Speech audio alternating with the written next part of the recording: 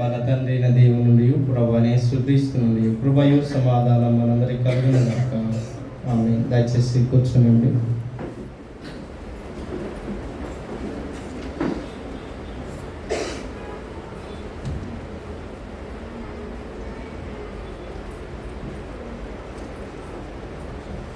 మత్తయి సువార్త 5వ అధ్యాయం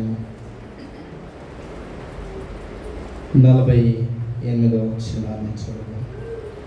మీ పరలోకపు తండ్రి పరిపూర్ణుడు కనుక మీరును పరిపూర్ణులుగా ఉండేదారు. ప్రార్థించుదాం. పరిశుద్ధుడా, ప్రేమ కలిగిన మా ప్రియ పరలోక తండ్రి, ఈ సంవత్సరం అంతా నీ దయలో, నీ కృపలో, నీ వాత్సల్యతలో మమ్మలను కాపాడి భద్రపరిచి ఈ సంవత్సరాంతపు ఆరాధనలో పాల్గొనే యోగ్యత మా అందరికి దయచేసి ఉన్న విధానముననే నీ నామమును మేము స్తుతించబద్ధులమై ఉంటుండగా కీర్తనతో ఆరాధనతో నీ నామాన్ని స్తుతించి ఉన్నాము.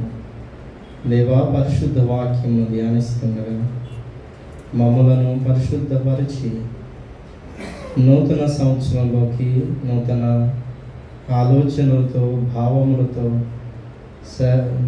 ప్రభా నూతన సంవత్సరంలో ప్రవేశించటం మమ్మల్ని బలపరిచి మేము మంచి తీర్మానం తీసుకునే అట్టి జ్ఞానము మా అందరికీ దయచేయమని యేసుక్రీస్తు నామములో వేడుకొని ప్రార్థిస్తున్నాము తండ్రి. ఆమేన్. క్రీస్తు యేసునందు ప్రేమైన వార్తరా, మీ అందరికీ ప్రభు నామములో శుభములు, దీవెనలు తెలియజేస్తున్నారు. ప్రభువు సంవత్సరం అంతా కూడా తన దయలో మనలను కాపాడి తన వాత్సల్యతలో మనలను భద్రపరిచి నేడు మనము సజీవులుగా ఉండునట్లుగా మరొక సంవత్సరమైన దయాకిరీటాన్ని సంపాదించుకునేటువంటి యోగ్యత ప్రభు మనందరికీ దయచేశాం. అందుకు మనమందరం దేవుణ్ణి స్తుతించబద్ధులమై ఉన్నాము. అయితే ఈ సంవత్సరాలు మన జీవితాలు గడిచిపోతున్నాయి, కానీ మనం మాత్రం మానవులంగా మన హృదయం మాత్రం మార్పు లేనిదిగా అలాగే ఉండిపోతుంది. రెవరెండ్ డాక్టర్ విజయకర్ గారు అద్భుతమైన మాట చెప్తారు. కాలం ఎప్పుడూ ఎవరి కోసం ఆగదు అని ఆయన ఒక అద్భుతమైన ఒక ప్రసంగంలో జ్ఞాపకం చేశారు. కానీ కాలంలో మనం ఉన్నాం, ప్రస్తుతం మనం ఉన్నాం కాబట్టి మనమేమే మార్చుకోవాలి, మనమే సరి చేసుకోవాలి అనే తీర్మానం మన జీవితాలు చాలా అవసరం. ఒక మంచి డెసిషన్ మనం తప్పకుండా తీసుకోవాలి. దాని కొరకై ఒక 3 విషయాలను ధ్యానం చేసుకుందాం. మొదటిగా,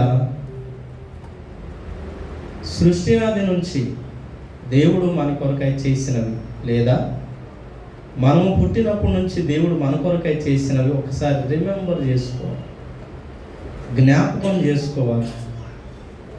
ఇంకా స్పష్టంగా చెప్పాలంటే ఈ సంవత్సరం మొదలుకొని సంవత్సరాంతం వరకు ప్రభు మన పట్ల చేసినవి జ్ఞాపకం చేసుకోవాలి, రిమెంబర్. చాలామందికి ఉండనటువంటి లక్షణం ఏది, మనుషులం కదా, వెంటనే మర్చిపోతుంటారు. జీవితంలో అధికమైన మేలును మర్చిపోతుంటాం, అధికమైన కీడును, చెడుతనాన్ని ఎక్కువ గుర్తుపెట్టుకుంటున్నాం. ఎవరైనా మన పట్ల ఒక మాట అంటే అది జీవితాంతం పెట్టుకుంటాం. నన్ను ఒకప్పుడు ఇట్లా అన్నది, ఇట్లా అన్నది, ఇట్లా అన్నది అని. కానీ ఒక మేలును జీవితాంతం కూడా గుర్తుపెట్టుకునే, ఆ జ్ఞాపకం చేసుకునేటువంటి అలవాటు మనుషులంగా మనకి తక్కువగా ఉంటాం. అందుకనే జ్ఞాపకం చేసుకోండి అనేటువంటి అంశం ద్వారా దేవుడు మనకి ఈ వాక్యం తెలియజేస్తున్నాడు. ఇశ్రాయేలీయులు చాలా అరణ్యంలో ప్రయాణం చేశారు, సముద్రం దాటారు. అన్నాతో దేవుడు వారిని పోషించాడు. దేవుడు వారిని సమృద్ధిగా వారి ఆకలిని తీర్చాడు, యుద్ధాల్లో వారిని కాపాడాడు, అరణ్యంలో వారిని పోషించాడు, ఐగుప్తు చెర నుంచి వారిని విడిపించారు. ఇదంతా జరిగిందంతా వారి పితరులు వారి బిడ్డలకు చెబుతూ వచ్చారు, కానీ వారి పిల్లలు అవి మరిచిపోయిరి అని 78వ సంకీర్తనలో రాయబడి ఉంది. 78వ సంకీర్తన 11వ చరణాన్ని ఒకసారి జ్ఞాపకం చేసుకున్న దేవుడు ఇశ్రాయేలులను ఎలాగున వారిని కాపాడుతూ, వారిని భద్రపరుస్తూ, వారిని సముద్రం దాటించి, అరణ్యమును దాటించి, ఐగుప్తును దాటించి ఎన్నో ఇరుకుల్లో వారిని కాపాడిన సంగతులను వారు మరిచిపోయిరి అంటాడు. 11వ వచనం, ఆయన క్రియలను, ఆయన వారికి చూపిన తన ఆశ్చర్య క్రియలను వారు మరిచిపోయిరి. వారు జ్ఞాపకం చేసుకోలేదు కానీ వారు మరిచిపోయిరి అనేటువంటి మాటలతో ఈ వాక్యాన్ని తెలియజేస్తాడు. అదే అధ్యాయము 43వ వచనంలో ఇంకో మాట చెప్తాడు. ఐగుప్తులో తన సూచక క్రియలను, సోయాను క్షేత్రమును తన అద్భుతములను ఆయన చూపిన దినమును వారు జ్ఞప్తికి తెచ్చుకోలేదు. కనీసం రిమెంబర్ చేసుకో, కనీసం ఎంత కూడా జ్ఞాపకం. వారి పితరులు ఎర్ర సముద్రం దాటింది, సోయాను క్షేత్రంలోను, ఐగుప్తు దాస్యత్వంలో నుంచి, లేకపోతే శత్రువుల దగ్గర నుంచి, లేకపోతే అరణ్యముల ఆహారం విషయంలోను, నీటి విషయంలోను ఎంతగా దేవుడు వారిని కాపాడారు. ప్రతి ఒక్కటి కూడా వారు జ్ఞప్తికి కూడా తెచ్చుకోలేదు. అందుకనే మానవరీత్యా కొన్ని మరిచిపోయే లక్షణం మనకు ఉంది కాబట్టి జ్ఞప్తికి తెచ్చుకోవాలి. ఈ సంవత్సరంలో ఏదో సందర్భంలో జస్ట్ మిస్ అన్నటువంటి సందర్భం మనకి ఏదో ఒక రోజన్నా ఉంటుంది. ఒకసారి జ్ఞప్తికి తెచ్చుకుంటే జస్ట్ మిస్ అనేటువంటిది ఎప్పుడో ఏదో సందర్భంలో ఏదో ప్రమాదాన్ని బట్టి, ఆపదను బట్టి మాట్లాడుతూనే ఉంటుంది. ఈ సందర్భం నేను తప్పించుకోలేకపోయింటే ఏమైపోయేవాడినో, దేవుడు నన్ను కాపాడకపోతే ఏమైపోయి ఉండేవాను అనే జ్ఞాపకం చేసుకోలేనటువంటి వారమైతే ప్రియులారా, మరి ఈ సంవత్సరం ఫలము అనుభవించి కృతజ్ఞత లేని వారం అయిపోతామేమో. సంపూర్ణంగా ఈ సంవత్సరం అంతటిని కూడా అనుభవించి చివరికి దేవునికి కృతజ్ఞత లేనటువంటి వారంగా ఉండిపోతున్నామేమో. మనం ఒకసారి పరిశీలన చేసుకోవాలి. జ్ఞప్తికి చేసుకోలేని వారం. కొన్ని భూమి యందు కొన్ని ఫలమిచ్చే చెట్లు ఉన్నాయి, పువ్వులు పూచే చెట్లు ఉన్నాయి, కర్రనిచ్చే చెట్లు ఉన్నాయి, ఆకులు ఉపయోగకరమైన ఆకులను ఇచ్చేటువంటి చెట్లు ఉన్నాయి, పరిమళ తైలములు ఇచ్చేటువంటి చెట్లు ఉన్నాయి. దాని దేవుడు ఎందుకు కలుగు చేశాడు, అది అందుకు ఫలిస్తుంది. టేకు కర్రలో అది కర్ర కోసం చేయబడింది, మనందరికీ తెలుసు. మామిడి పండ్లు, ఆపిల్ పండ్లు ఇవన్నీ కూడా తినుటకు, పండ్లను ఫలించడానికి ఏర్పాటు చేయబడిన చెట్లు. వాటి చెట్లు ప్రకారము అవి తప్పకుండా ఫలించి తీరాలి. సంవత్సరం అంతా కూడా దేవుడు మనల్ని ఇలా కాపాడితే మనము మాత్రం ఏ ఫలము లేనటువంటి వారంగా, ఏ విధమైన ఫలభరిత జీవితం లేనటువంటి వారంగా మిగిలిపోతున్నామేమో. దేవుడు చేసిన మేలులను అనుభవిస్తూ వాటిలో ఫలించలేనటువంటి వారంగా, జ్ఞప్తి తెచ్చుకోలేని వారంగా మిగిలిపోతున్నామేమో. అందుకనే ఒక్కసారి జ్ఞప్తికి తెచ్చుకున్న ఈ సంవత్సరం అంతా దేవుడు మన పట్ల చేసిన తన క్రియలను జ్ఞప్తికి జ్ఞాపకం చేసుకున్న పిల్లలు బాగా తిని, బాగా ఎదిగి, తల్లిదండ్రులు చదివించిన చదివి అంత ఎదిగి వచ్చిన తర్వాత చివరికి మా తల్లిదండ్రులు మాకేం చేశారు అంటే, ఒక తల్లిగా తండ్రిగా వారి శోకం, వారి వేదన చెప్పరాంది కదా. దేవుడు చేసిన మేలు మనమంతా జీవితాంతం అనుభవిస్తూ కనీసం దేవుని స్మరణకు గుర్తు చేసుకోలేనటువంటి వారంగా ఉండిపోరాదు. రెండవదిగా చాలా అద్భుతమైనటువంటి మాటను జ్ఞాపకం చేసుకోవాలి. రికగ్నైజేషన్, గుర్తించటం, లేదా ఐడెంటిఫికేషన్ అంటుంటాం. గుర్తించాలి. దేవుడు మన జీవితాలు చేసిన మేలులన్నీ కూడా గుర్తించటం కూడా చాలా ప్రాముఖ్యమైన అంశం. జ్ఞాపకం చేసుకోవటం ఎంత ముఖ్యమో గుర్తించుకోవటం కూడా అంతే ముఖ్యం. ఏంటి అనంటే మూలం మర్చిపోతుంటాం. ఎక్కడి నుంచి వచ్చాము, ఏ జాడ నుంచి దేవుడు మనం బయటకు తీసుకొచ్చాడు, మన స్థితి ఏంది, మన గతి ఏందో ఈ మూలాన్ని మర్చిపోతుంటాం చాలా సందర్భాలు. ఇశ్రాయేలులో ఐగుప్తు చెర నుంచి బయటకు వచ్చారు కానీ మూలాన్ని మర్చిపోయారు. తినటం, త్రాగటం, పస్కా పండుగ అంటే తినటమే, గొర్రెను వధించుకోవటం, తినటం, త్రాగటం, చాలా సుఖించడం అనుకున్నారు. ఆ పస్కా పండుగ అనుకున్న మూలం ఏంటి, అది గుర్తించడం మర్చిపోయారు. అందుకని సంవత్సరం అంతా కూడా మనం జ్ఞాపకం చేసుకోవాల్సిన అంశం ఏంటంటే, దేవుడు మన జీవితాల్లో ఎలాగో ఏ మూలం నుంచి మనం తీసుకొచ్చాడో, ఏ స్థితిలో పడి ఉంటే దేవుడు మనం లేపుకొచ్చాడో దాన్ని గుర్తుపట్టాలి. గుర్తుపట్టలేని వారమైతే ప్రియులారా మనం కూడా ఇశ్రాయేలీలాగా మిగిలిపోతాం. తప్పకుండా రికగ్నైజ్ చేయాలి, దేవుడు నిన్ను ఏ స్థితిలో నుంచి పట్టుకొచ్చాడు. చాలా పెద్దవాళ్ళు చెప్తుంటారు, ఒకప్పుడు పచ్చడి మెతుకులతో తిన్నాము, ఒకప్పుడు పూరి గుడిసెలో నిలబడ్డాము, వాన పడుతుంటే ఒక చోట అందరం ఒక చోట నిలబడి వర్షంలో తడుస్తా రాత్రులు నిద్రపోలేని దశలో ఉన్నామని పెద్దవాళ్ళు భలే గుర్తు చేసుకుంటారు. ఏ స్థితిలో నుంచి దేవుడు తీసుకొచ్చాడు, ఏ స్థితిలో నుంచి దేవుడు లేవనెత్తి విమోచించాడు, ఏ స్థితిలో నుంచి వారి మూలాన్ని ప్రభు తీసివేసి పట్టుకొచ్చాడో ఇవి జ్ఞాపకం చేసుకోవడం చాలా ప్రాముఖ్యం. అందుకనే నీవు నేను తప్పకుండా మన స్థితిని గుర్తుపట్టాలి, మన మూలాన్ని గుర్తుపట్టాలి. అయితే ఇక్కడ ఒకటి జ్ఞాపకం చేసుకోవాలి, మనం మంచివారమైనందున దేవుడు మనల్ని విమోచించాడు.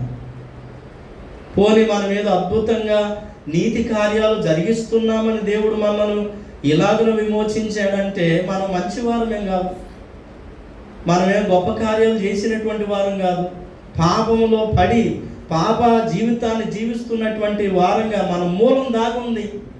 అందుకని 19వ కీర్తనకారుడు రాస్తాడు, మనం చదువుకున్నాం కదా, తన పొరపాట్లు కనుగొనగలవాడు ఎవడు? తన జీవితపు మూలాన్ని, తన పాపపు స్థితిని, తనకున్నటువంటి జీవన స్థితిని సరిగా కనుగొనగలవాడు ఎవడున్నాడు ఈ ప్రపంచంలో? వాడు ధన్యుడవుతాడు. ఎవరైతే తమ మూలాన్ని కనుగొంటారో వారు ఆశీర్వాదకరమైనటువంటి వ్యక్తులు ఉంటారు.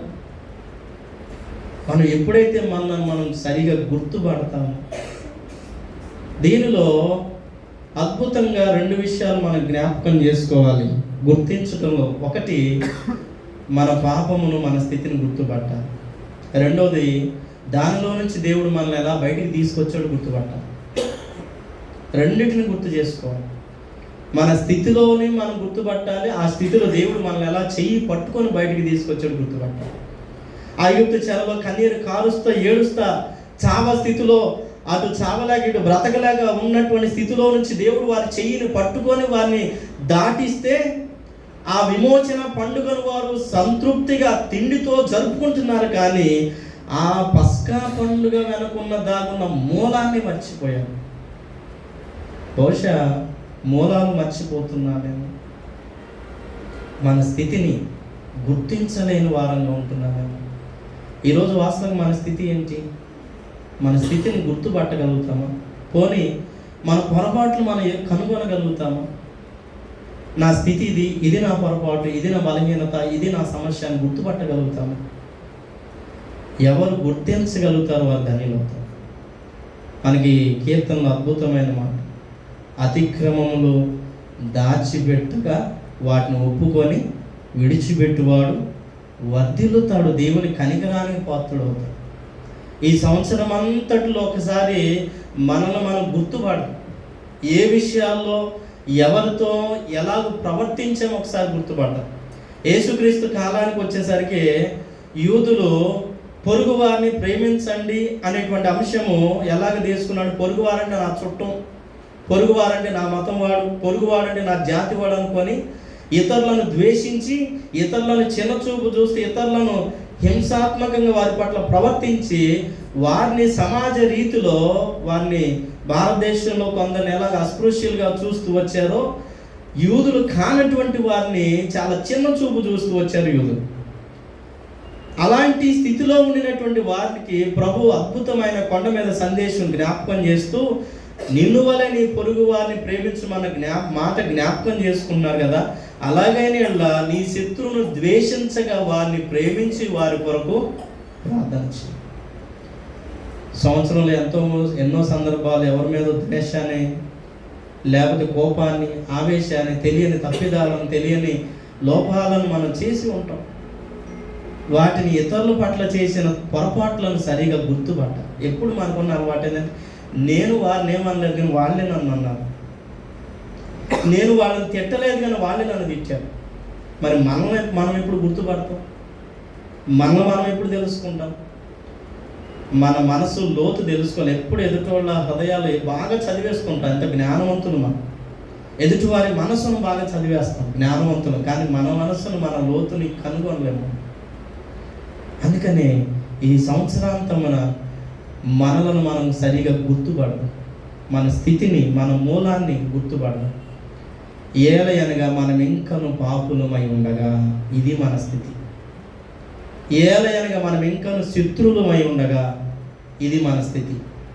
ఏలయనగా ఇంకను మనం బలహీనులమై ఉండగా, యేసుక్రీస్తు ప్రభువారు యుక్తకాలమందు మన కొరకు మరణించారు. సో ఈ స్థితిని గుర్తుపట్టి, ఆ స్థితిలో నుంచి ప్రభు మనల్ని ఎలా తీసుకొచ్చాడో సరిగా గుర్తుపడితే నిజంగా మనం మారు మనసు పొందినటువంటి విశ్వాసం. ఇది రెండవది, అనగా జ్ఞాపకం చేసుకోవాలి. రెండవది, మనల్ని మనం సరిగా గుర్తించాలి. మూడవది రెక్టిఫికేషన్. చాలా ప్రాముఖ్యమైనది. గుర్తుపట్టడం ఎంత అవసరమో దానిని సరిదిద్దుకోవటం కూడా అంతే అవసరం. యేసుక్రీస్తు ప్రభువారు జక్కయ్య ఇంటికి వెళ్ళాడు. జక్కయ్య ఇంటికి వెళ్ళేటప్పుడు జక్కయ్య తను తాను ఒకసారి గుర్తు చేసుకుంటున్నాడు. ఎందుకంటే జక్కయ్యకి సమాజం మీద బహు కోపం. ఎంత కోపం అంటే, వాస్తవంగా జక్కయ్య దోపిడీదారుడిగా అన్యాయస్తుడు కనపడ్డాడు. ఎందుకు అన్యాయస్తుడు కనపడ్డాడంటే అతడు ధనాపేక్ష కలిగి కాదంట. చాలా మనం అనుకుంటాం, ధనాపేక్ష అని అనుకుంటుంటాం, కానీ అది ప్రారంభ దశే. కానీ రాను రాను రాను సమాజం తనని చిన్న చూపు చూస్తున్నందుగా, సమాజం తనను ద్వేషిస్తున్నందుగాను, సమాజం తనని పాపిగా భావిస్తున్నందుగాను అతను సమాజంలో ఒక అన్యాయస్తుడిగా మారిపోయాడు. ఇంకా సమాజం మీద కోపం పెంచుకున్నాడు. తనని చిన్న చూపు చూస్తున్నందుగాను సమాజం మీద బహు కోపం పెంచుకున్నాడు. యేసుక్రీస్తు ప్రభువారు ఎప్పుడు తనని పిలిచాడో అప్పుడు తనను తాను గుర్తుపట్టడం ప్రారంభించాడు. నేను ఎంత దోచుకున్నాను, నేనెంత అన్యాయం చేశాను, నేనెంత దోపిడీ చేసిన, ఎంత ముక్కు పిండి ఎదుటివారిని ఇబ్బంది పెట్టి, వేదలను సైతం కూడా ఇబ్బంది పెట్టి దోచుకున్న గుర్తుపట్టి యేసుక్రీస్తు ప్రభువారు అతని ఇంటిలోకి వెళ్ళిన తర్వాత సరిదిద్దుకుంటున్నాడు, రెక్టిఫై చేసుకుంటున్నాడు. ప్రభువా, నేను ఎవరి యొద్ద ఎంతనైనా తీసుకునేలా తిరిగి వానికి ఎంత ఇస్తాడంట? ఏం చేస్తున్నాడు? సరిగా ఆలోచన చేద్దాం. లూకాసు సువార్త 19వ అధ్యాయము 9వ వచనం నుంచి మనము జ్ఞాపకం చేసుకుందాం. లూకాసు సువార్త 19వ అధ్యాయము 8వ వచనం. జక్కయ్య నిలవబడి, ఇదిగో ప్రభువా, నా ఆస్తిలో సగము పేదలకు ఇచ్చుచున్నాను. నేను ఎవరి యొద్దనైనా అన్యాయంగా దేనినైనా తీసుకునేలా అతనికి 4 వంతులు మరలా చెల్లిస్తాను. తన చేసినటువంటి తన పాపమంతటిని, తన తప్పిదాన్ని సరిగా గుర్తించి దానిని సరిదిద్దుకుంటున్నాడు. ఎలా సరిదిద్దుకుంటున్నాడు అని అంటే, యేసుక్రీస్తు చూడాలనో, యేసుక్రీస్తు మెచ్చుకోవాలనో, సమాజం తనని మెచ్చుకోవాలనో, సమాజం తనని బాగా గుర్తించాలనో ఇవి చేయటం లేదు. కానీ యేసుక్రీస్తు తనని ప్రేమించినట్లుగా తాను కూడా ఎదుటివారిని ప్రేమించే స్థితిని ఎంచుకున్నాడు. అలాంటి సరిదిద్దు తన జీవితంలో చేసుకున్నాడు. ఎందుకంటే ఈ లోకంలో ఎప్పుడు తనని ఎవరు ప్రేమగా మాట్లాడిన సందర్భం కనపడలేదు, ప్రేమగా పలకరించిన సందర్భం కనపడలేదు. ఎవరు తనతో ప్రేమగా వచ్చి మాట్లాడి నువ్వు ఫలానాని చెప్పగలిగినటువంటి వ్యక్తులు ఎవరు లేరు. కానీ యేసుక్రీస్తు తనని ప్రేమించినందుకు గాను ఆ ప్రేమ ఎదుటి వారికి పనిచేశాడు, సరిదిద్దుకున్నాడు, తనను తాను రెక్టిఫై చేసుకున్నాడు. కనుక యేసుక్రీస్తు మనలను ప్రేమించినట్టే మనము కూడా లోకమును ప్రేమించి సరిదిద్దుకోవాలి. మత్తయి సువార్తలో అదే ప్రభు అంటాడు, నీ శత్రువులను ద్వేషించక వారిని ప్రేమించు. ఎన్నాళ్ళు బహుశా జక్కయ్య అదే చేసుకుంటాడు, అందరిని ద్వేషించాడు. ఎందుకంటే అందరూ తన చిన్న చూపు చూశారు కాబట్టి అందరిని ద్వేషించి అందరిని కోపం పెంచుకున్నాడు బాగా. అది తనవాడేంటి, తన యూదులేంటి, ఇంకెవరేంటి, ఎవరినైనా కూడా కోపం పెంచుకున్నాడు. ఎప్పుడైతే యేసుక్రీస్తు ప్రేమను రుచి చూచాడో వెంటనే ఆ ప్రేమ అందరి పట్ల పంచడం 2 రకాలుగా పనిచేశాడు, 2 రకాలుగా సరిదిద్దుకున్నాడు. ఒకటి, తాను చేసినటువంటి అన్యాయము ఎవరికైతే జరిగిందో వారికి 4 వంతులు ఇస్తానన్నాడు. రెండవది, తన ఆస్తిలో సగము పేదలకి. ఇలాగున తాను సరిదిద్దుకున్నాడు. సమరయ స్త్రీతో ప్రభు మాట్లాడతాడు. ఆ సమరయ స్త్రీ తను తాను భలే గుర్తుపట్టింది. నేను చేసినవన్నీ నాతో చెప్పాడు. బహుశా కొంతమంది మన తప్పిదాలు భలే చెప్తుంటారు, ఇది సరికాదు, అమ్మ ఇది సరికాదని చెప్తుంటారు. చెప్పిన వాళ్ళ మీద మనకి తీవ్రమైన కోపం, ద్వేషం. ఇంకో మాట కూడా అంటాం, మేముందరం మీ ఇంట్లో సంగతి అంటుంటాం. సహజం, మానవ నైజం ఇది. కానీ సమరయ స్త్రీ ప్రభువు మాట్లాడిన తర్వాత అన్నటువంటి మాట, నేను చేసినవన్నీ నాతో చెప్పు. ఇదిగో నా పాపం అంతా కూడా నాకు జ్ఞాపకం చేశాడు, నేను గుర్తు చేసుకున్నాను అని ఆమె ఊరిలోకి పోయి తన కుండను విసిరేసి ఊరిలోకి పోయి ఊరి వారందరికీ సాక్ష్యం చెప్పి తనను తాను సరిదిద్దుకుంది. యేసుక్రీస్తుకు సాక్షిగా మారింది ఆమె. సో మన పాపం ఈనాడు మనకి తెలియబడుతున్నప్పుడు మనలో మనం సరిదిద్దుకోగలిగినటువంటి వారంగా ఉంటే అది అద్భుతమైనటువంటి మార్పు. ఆ మార్పే ప్రభుకి ఇష్టం. ఆ మార్పులో నుంచి జక్కయ్య చేసిన పని సమాజాన్ని ప్రేమించాడు. ఆ మార్పులో నుంచి సమరయ స్త్రీ చేసిన పని యేసుక్రీస్తు ప్రేమను రుచి చూచిన తర్వాత ఆ ప్రేమలోకి అందరిని తీసుకొచ్చింది. ఆ మార్పులో నుంచి పాపాత్మురాలైన స్త్రీ ప్రభు ప్రేమను రుచి చూచిన తర్వాత ఆ ప్రేమలో తాను పాలిభాగస్తురాలై క్రీస్తుకు నమ్మకమైన సాక్షిగా మారింది. అందుకనే ఈ సంవత్సరాంతంలో ఉండినటువంటి మనం ఒక్కసారి మనం పరిశీలన చేసుకున్నాం. దేవుడు మన జీవితాల్లో ఎన్ని కార్యాలు చేశాడు జ్ఞాపకం చేసుకున్నాం. మన స్థితి ఏందో ఒకసారి గుర్తుపడదాం. ఆ గుర్తుబట్టి దానిని మనం సరిదిద్దుకునేటువంటి ప్రయత్నం, సరిదిద్దుకునేటువంటి సరి అయినటువంటి ప్రయత్నాన్ని మనం తప్పకుండా మన జీవితాల్లో చేయాల్సినటువంటి వారు. ఎఫెసీ పత్రికలో పౌలు అంటాడు, దినములు చెడ్డవి కనుక సమయమును పోనీక. చదువుదాం. ఎఫెసీ పత్రిక 5వ అధ్యాయము 15వ వచనాన్ని చదువుకుందాం.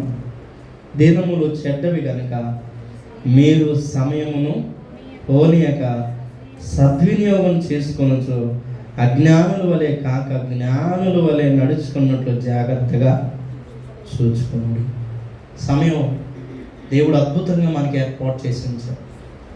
ఏశావు మొత్తం పోగొట్టుకొని భ్రష్టుడై ఏడ్చాడు. ఏడ్చిన ప్రయోజనం ఏంటి? తన ఆశీర్వాదం తనకి తిరిగి రాదు కదా. తను పోగొట్టుకున్నటువంటి సమయము, పోగొట్టుకున్నటువంటి విలువైనటువంటి ఆశీర్వాదం తాను సంపాదించుకోలేక భ్రష్టుడైపోయి భయంకరంగా ఏడ్చినప్పటికీ ప్రయోజనం లేనటువంటి వాడైపోయాడు.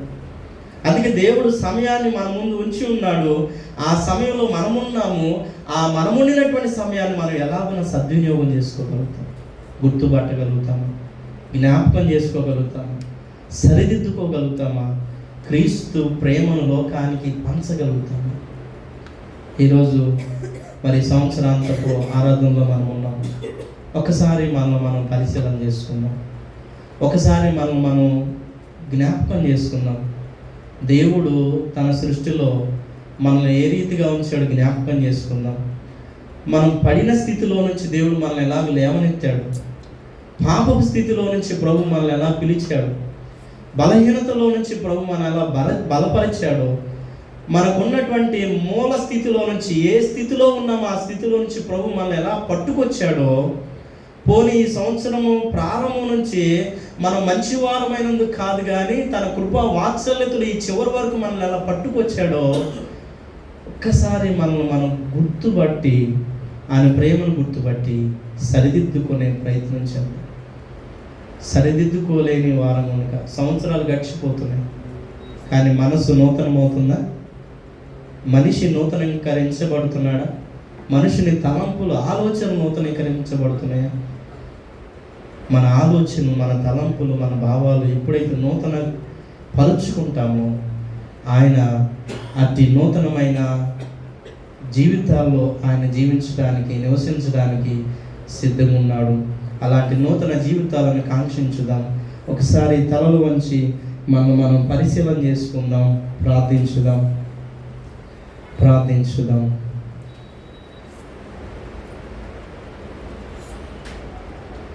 దేవుని క్రియలను మనం జ్ఞాపకం చేసుకుందాం. ఏ స్థితిలో నుంచి దేవుడు మనల్ని లేవనెత్తి ఉన్నాడు జ్ఞాపకం చేసుకుందాం.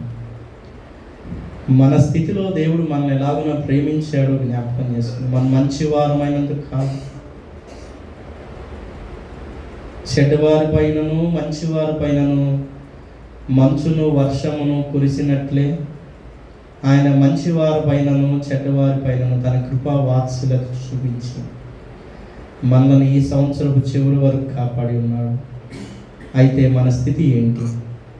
దేవుడు మనల్ని చేతి పట్టుకొని నడిపించుచున్నప్పటికీ కూడా ఆయన వారసులంగా పిల్లలంగా మనం ఉండగలుగుతున్నాము.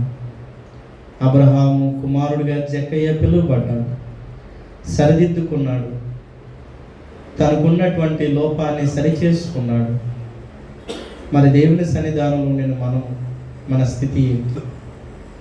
మనం పాపాన్ని సరిగా కనుగొనగలుగుతున్నామా? నాలో పాపం లేదని చెప్పుకుంటే నన్ను నేను మోసం చేసుకున్నవాడిని అవుతాను. నీలో పాపం లేదంటే నేను మోసం చేసుకున్నటువంటి వ్యక్తి అవుతాను. దేవుడు అబద్ధికుడు కాదు కదా. ఆయన తన పరిపూర్ణతలోకి మనల్ని నడిపించినట్లుగా, సమస్త దుర్నీతి నుంచి మనల్ని విడిపించినట్లుగా దేవుని సన్నిధానంలో మనం పశ్చాత్తాపడుతూ వినయంగానే సన్నిధానంలో మనస్ఫూర్తిగా మన పాపమును ఒప్పుకుందాం.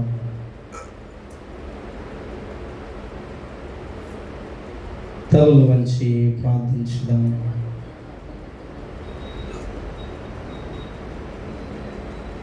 చిందర వందర నా బ్రతుకు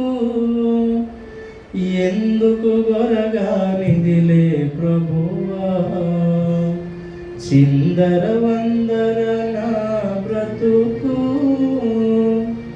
ఎందుకు గొరగానిదిలే ప్రభువా, నాయందు నీవు కాలిడినా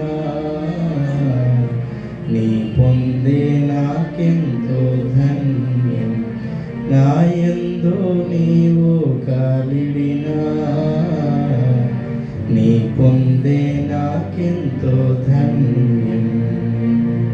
మా ఇంటికి రావా ప్రభు, వేచేను నీ రాక కోసం, వేచేను నీ రాక కోసం.